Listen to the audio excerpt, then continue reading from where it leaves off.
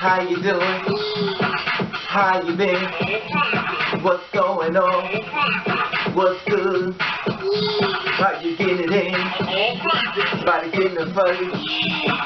What's going on, people? What's going on, people? I wanted to come to you and talk to you. Well, we already know. I had told you about the white man with the black voice. You know, basically, he sounds like a black guy. If you didn't know anybody, you'd think he was black and stuff like that. And we were talking and stuff. And, you know, I try to go and move forward as far as my life. And I talked to you about, you know, being crippled. That means that the person who hurt you last, you stay there and not forgiving them because you won't move forward. And you're really not forgiving them. You're forgiving, you know, you're forgiving them so you can move forward and you just let it go. Really, reality is that you really don't forgive them, but you do it as far as accepting yourself, as far as just moving forward within your life. So I forgive you. It's over. I'm done. Anyway. So, I met a guy. I told you about that. I didn't give you his name, which I will not be giving you his name at all. I took pictures with him, which you will not see as well, because I feel as though some things need to be private and stuff, you know. But the thing about it is that I want to share this story with you only because, you know, I really don't, you know. The thing about it is that I don't want to hurt him, you know what I mean? But due to the fact you don't really know who he is, I can tell you what. But the thing about it is that we had a problem. And he's a good guy, like he's like really nice and stuff, and you know, he wasn't perfect, but he was pretty damn near perfect. And you know, the thing about it is that, you know, he did everything that I dreamed of a man would do. He was very nice looking and very sweet. You know, he wasn't perfect, but he was very much of what I needed, you know, to fulfill that void in my life. And he made me feel like I was appreciated and, you know, wanted to be with me. And we ran into a big problem. And the reason why I'm sharing this story with you, because maybe you're going through the same thing as that. Now, I only meet two type of men. I'm not going to say which one he was, but anyway,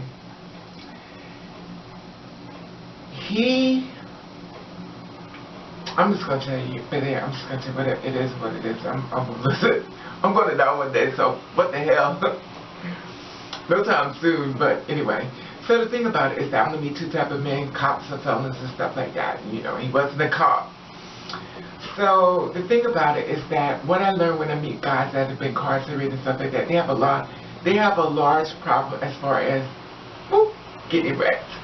Now, I don't know whether they were, you know, whether it was being incarcerated. Not all of them, trust me, not all of them, but you know, the thing about it is that that was our big problem and stuff.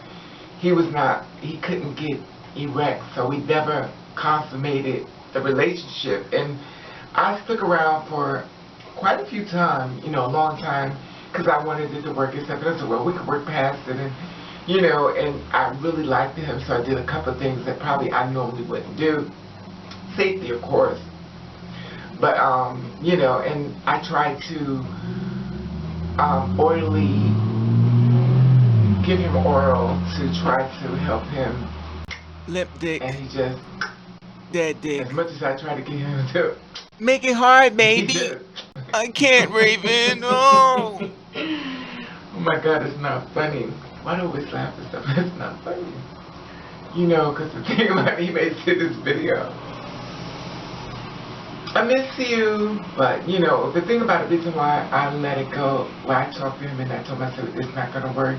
You know, my sister was like, you know, work with him and stuff. The thing about it with me is this. I was in a relationship with someone for 10 years, and it was not a relationship as far as affectionate. Now, I'm a very affectionate person. Now, he was very affectionate, but I'm talking about the past relationship right now. So, he was not very affectionate. Now, remind you, this is before this Uber land I'm in now, and I was just a gay person back then, and I met this guy. And the reason why I met him and I was with him is because he was femme. And the reason why I messed with a femme guy, because I felt as though he would be more perfect for me, because if I could imagine, he thought kind of like a girl, you know what I mean? So he kind of wanted to dream of the house and the picket fence and stuff like that. You know, but the only thing I said to myself as far as him being a femme guy, I wanted him to, he had to look like a straight up man. Now when he opened his mouth, it was another story. But you know, it is what it is. And me, myself, I don't really go into all that. You know, I don't believe people pick things as far as living their truth and stuff. So I've never been the kind of person, so you have to have a big this or big that, because we kind of don't really pick about what we want. You know, we just deal with the cards that we're dealt with. And I never was the kind of person who had to be super tall or super short. I'm not a circle the map. But the thing about it is that, you know, and I'm really the kind of person that's been, as far as race, you know, I only pick one race. I pick people by, this is me. If you're the kind of person that's funny, you and me. I love a guy that's funny, make me laugh. You know, I understand that guys are here to want to be mean. I don't want to be around you, because after a while you got nobody to be mean to. You're going to be mean to me and you're going to attack me, and I don't want to go through that, you know what I mean? So anyway, I went to a relationship with this guy that was in the past that was very thin. Now, he didn't allow any touching and stuff. He didn't like to kiss. We didn't kiss. We didn't do anything. Basically, he just wanted to, and that was it. And that was all he wanted. And I couldn't hold his hand in public. I couldn't hold his hand when I was driving the car. I couldn't do none of this stuff. This was like off limits. Now, you would say to yourself, well, he's a thin guy, so I'm thinking that maybe he would be that way, but he wasn't that way at all, because I'm thinking that that's how he would be. In my mind, that's how he was. That's what I'm thinking within this person right here that I just love. You know, I feel as though that's what he saw with me when he saw the porn. He saw a lot of girls as far as transsexual porn and female porn and all stuff. He said, well, this is what they do, so I mess with one of them.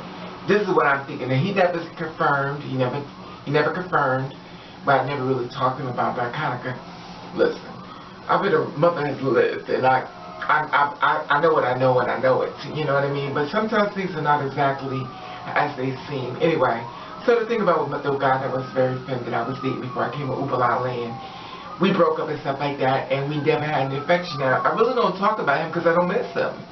The simple fact of the matter is that if there were no affection, what am I going to miss? There was no affection. I couldn't hold your hand. I couldn't. So what am I going to miss? Nothing, because I never, you know, I didn't. So when I thought about with him and me repeating the cycle over again, I was like, I can't do this because I'm going to cheat on you. And before I cheat on you, I'd rather leave you. And the femme guy, yeah, I cheated on him. I'm going to tell you what happened. We was having a lot of problems before then, but of course, you know, we had problems because he liked to be touched. But the thing about it was that a guy walked up to me and he kissed me on the lips, and I haven't been kissed in years. And he kissed me. He told me I was beautiful. And it woke me up, like, you know. But I learned that day that I put my feelings to the side so I could have a relationship. I didn't care to you when I affect. I didn't care. I just wanted to have a relationship with somebody that I could be with, that I could build my world with. And whatever you want, honey, I'll give it to you, you know. But I did want to live this over again as far as 2017, you know, as far as being in Upala land, you know. So the thing about it was that I was like, before I step out of a relationship and cheat, because you can't sexually get it up, you know, and then he's not the kind of person to give you oral, or, you know, it's just not his thing. So what are we going to do? I'm going to wait for you to get it up, and ain't nothing going to happen, you know. So what am I going to do? You know, not simply the pills, Viagra and stuff like that, but, you know, he's pretty young. So I was like, well, you know, you're young and maybe I'm just not what you want, because I'm thinking that you were looking at the porn and you think that due to the fact that I'm one of those people that I will be the man in the bed, which I'm not. Mother didn't lay on the table to get this body just to be on somebody's back, you know, but at the end of the day, I do accommodation specials for you. At the fact of the matter is that, or for a man on TV1. But the thing about it is that I did not want to cheat on him. So I told him, I said, I don't think this is going to work. He ran off. He's gone. I haven't heard from him again. It's not funny. So, you know, I haven't heard from him and everything and stuff like that. And, you know, it's really weird because it's like we bonded, you know what I mean? So I didn't want to hurt him, and I wanted to be honest. And the thing about it is that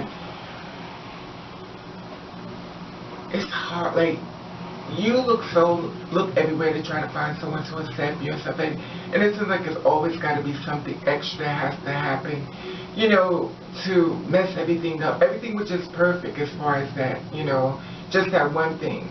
You know, I could have worked with it, but after a while, you know, like I said before, I knew I would probably cheat after a while because I didn't want to live what I've been through before in my past, and I don't want to do it all over again. Does that make sense? But, you know, and I don't know. Now, this is the part I hate. Starting over. Now, I'm still mentally connected to that person, and I have to move forward, which means I have to try to take a chance with another guy, and it's like a serial dater, and I'm trying not to be over it, you know what I mean? Because I'm already over it, like I'm over it. And then every time another guy comes in, like, yo, what's up? Here we go again. I don't trust you. You know, and the thing about it is that I just wish some of these good guys had these bad boy behaviors, you know what I mean? Like they was like really good when it comes down to bed and good at a lot of other things, but they're not, you know, it's just, oh God, it's just horrible. And I'm just over it, and it's like, now I have to start all over again, and I don't want to start over. Like, I'm just so over men. I'm just over it. Like, it's just bullshit to me. Well, I said a bad word, but it is. It's just bull to me because, and, I don't know. You know what the thing about it is? It makes you feel like, I'm going to tell you what it does to me. It makes me feel like I'm not good enough. I feel like I'm not pretty enough. I feel as though I'm not worthy enough. I feel as though I don't deserve it. You know, and the thing about it is that it makes you think that maybe you're just a bad person. You know, your mind just go all over the place, and it's like, well, maybe I think I'm a good person, maybe I'm just a bad person, you know. I guess you start blaming yourself, you look for anything you could find, you know, because you can't understand why this person just couldn't get erect, but I understand that there are some guys in here that just can't, you know, they have problems. But he could get erect, though. But when I touched him, it just went down, you know, so maybe it was me. I don't know. I just don't think, maybe, I'm going to tell you something, I never told you this before. The reason why I used to stop guys from seeing me in person, because once I figured once they saw me in person, they would be so disappointed. Like I was just this ugly thing once they saw me. So I kind of already knew what was going to happen once they got a look. So to avoid all that, I would never see nobody. I was like, I don't want to see you. Because I know once you see me, you'll be very disappointed. You know, it's funny how the mind plays so many games on you and stuff. And I guess after a certain amount of time when everybody keep returning you back to the store like garbage, you start feeling that way, you know. And I tried to take a chance as far as him and stuff, and you know, he's gone, he hasn't contacted me and stuff like that, and it makes me just wonder, you know, well damn, you know, at least he could have answered my calls or text. Why I didn't call him. I didn't call him. I could have called him. I didn't call him though. He said he needs time, and I don't want to be the kind of person that you need more time. You know, keep calling, sound what's it called, thirsty. I call it pathetic, but you know, it is what it is. But anyway, that's what I wanted to share with you, what I'm going through. And that's probably why you was trying to figure out why my hair kept changing all the time, and why I was going through those changes, because I didn't know what to do. I didn't want to let him go, but I knew I had to. And I didn't want to talk about him because I didn't want people to go say mean things about him, you know what I mean? you know, and I just didn't. So, due to the fact that he's gone and stuff, and he may see this video, he may not, but it is what it is, and I'm gonna move forward. You know I am, and always do, and you know, I just get so, like, it's like, all the guys I've been with in my past, I'm sorry bastards who keep watching this video, calling me on the phone, I'm just over it, you know. And to you guys that y'all know, y'all are, and y'all call me because they're gonna call me Caesar, don't call me up, because you know why. I'm gonna tell you why. These other guys would not have been there if you was doing the right thing. One thing I can't stand for the guys from the past, they will not accept responsibility for the damage they've done to you. They always say, well, it was you, it was you, it was you. Listen, your whole intentions was not to be with me. Your whole intentions was to make sure you could make me believe in something that you was not going to deliver. You know, but then at the end of the day, when I do a video about a guy which made me, you know, I delayed about making this because I know they love, oh yeah, it didn't work out, huh, bitch? You know, and the thing about it is that it just makes me mad because it's like, Raven, why you even talking about it? You know they don't care nothing about you. Why is you talking about it? I'm just gonna leave it there. I'm not even gonna go off. I'm just over it. Because, you know, after a certain period of time, you bitch so much. After a while, they don't care. And the only one gonna be caring is you and me. And they, like, whatever. So I'm not even gonna go there. I can't make people care that never did. Anyway, that being said, I just wanted to share this there with you about Boris, the guy, the white guy with the black voice. He's officially gone, and I'm back on the market, and whatever the hell that means. You know. Anyway, I just want to share it with you, and I love to hear your feedback on that, and I want to let you know that I love you, and I want to thank you for watching. Guess the Read.